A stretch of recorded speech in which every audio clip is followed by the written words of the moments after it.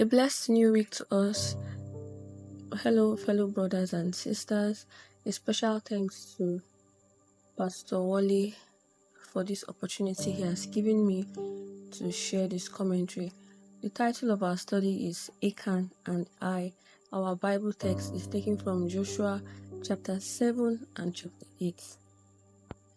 The people of Israel had violated the instructions the Lord had given them. They had just won a battle against Babylon, and the Lord instructed that some things were to be consecrated to Him and set apart to Him. But the people of Israel were guilty of not obeying that instruction. This is just a little background knowledge for us to have. There were some spoils gotten from the battle, and they were meant to be for the Lord, meaning that no one was meant to keep any of those spoils, any of those things, plunder gotten from the battle for themselves. At this point in the Bible, the people of Israel were still out conquering territories as the Lord had promised to give them land. So they were still conquering territories. So they had planned to conquer the land of Ai. Joshua sent spies to check out the land of Ai. And the spies came back with good news, saying that the land was a small one and it was going to be a walkover for them to conquer. Unlike the spies spoke about in Numbers 13 and Numbers 14, when Joshua was also sent as a spy, these spies came back with good news. Unlike the other spies that came back with fearful news, the spies came back with good news, and they went as far as even telling Joshua to just send 3,000 men to go on this war against the land of Ai. Therefore, Joshua got 3,000 armed men to go to fight the land of Ai. But unfortunately, the people of Ai conquered the people of Israel.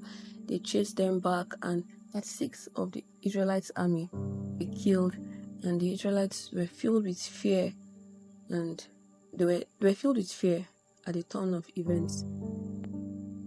At this point, Joshua sought the face of the Lord, and he cried out to the Lord that why did the Lord bring them this far, and looks as if the Lord wants to just abandon them, that what will happen if the Amorites heard about the defeat. So the Lord told Joshua that the people of Israel had sinned against him, and they had taken the things that he had instructed should be kept for him. So the Lord instructed Joshua to bring out family by family and do a search. When he got to the family of Achan, it was discovered that Achan was guilty. Achan's family was guilty and was brought out. Then Achan confessed to having kept some spoils. He said the dress looked so good to him, the silver looked so good to him, and he just had to keep them for himself. So he had buried it inside his tent. And the people of Israel went to his tent and brought out the spoils that Achan had kept, and they were brought and placed before the Lord as the Lord had instructed. Then the Lord instructed the Israelites to stone Achan's family. Therefore, Achan's son, Achan's daughters, Achan's family were brought out, and they were stoned to death. And after this was done, the Lord's anger towards Israel was subsided. At this point, the Lord was with Israel and told them to go back to fight with Ai. And this time around, when they went to fight, they had a different battle strategy, and they won against Ai. And despite winning against Ai, the Lord instructed them that at this point they could keep all the plunder and all the spoils gotten from the battle to themselves. A lot of things were learned from this study. This study made me to realize that God isn't a stereotype God. He doesn't do the same thing the same way every time. We see in the previous chapter how the children of Israel conquered Jericho. He didn't tell them to go and sing around the land of Ai. No, it was a different battle strategy. So we should always be conscious to know what God is saying per time for every circumstance and every situation in our life. That is one. The second thing I learned from this study is that there's always a battle strategy when it comes to winning with God. We also see the importance of going back to God when we face setbacks or challenges.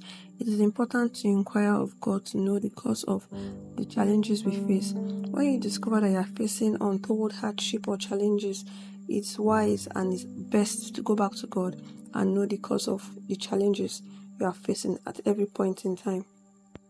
Bearing in mind that God knows all and God sees all, it was only God that would have known that Achan was guilty of keeping the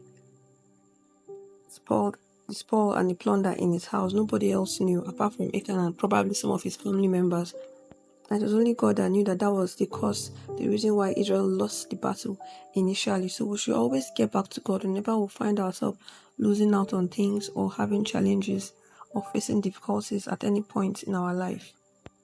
Another thing I learned from this study is that when it comes to judgment and instructions from God, there is no sentiment, there is no emotions. The people of Israel were instructed to stone the family of Achan so that the Lord's anger towards them will be removed, and they obeyed.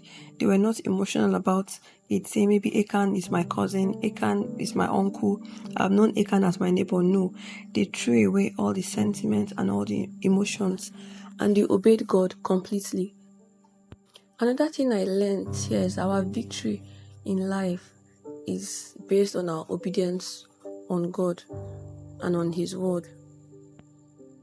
What stood out for me the most in this whole study is that one person's sin can implicate other innocent people.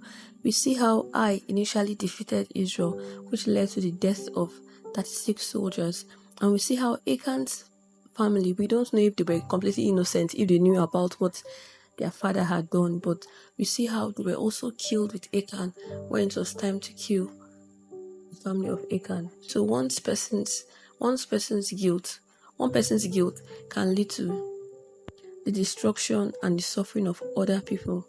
This also takes me back to the story of Jonah, of how the ship was about to sink and it was having some challenges on the sea just because Jonah was inside there and he was running away from God. So we should also bear in mind that our actions, our decisions are tied to those around us, not just ourselves. And finally, what is worthy of note is that God is a very merciful God. The moment Achan's family was taken out of the picture, God granted Israel victory over Ai. So we should also bear in mind that no matter how far we have gone, no matter how guilty we have become, once we obey God and we are back on track, God is always merciful to take us back to Himself and grant us victory in every area of our lives. Thank you very much for listening to this point. I anticipate our comments, our feedbacks, because we all see things differently, and I know there were so many things I probably would have missed out, but you would see when you study Joshua chapter 7 and chapter 8. I anticipate our feedbacks and other lessons to be learned. Have a blessed week ahead.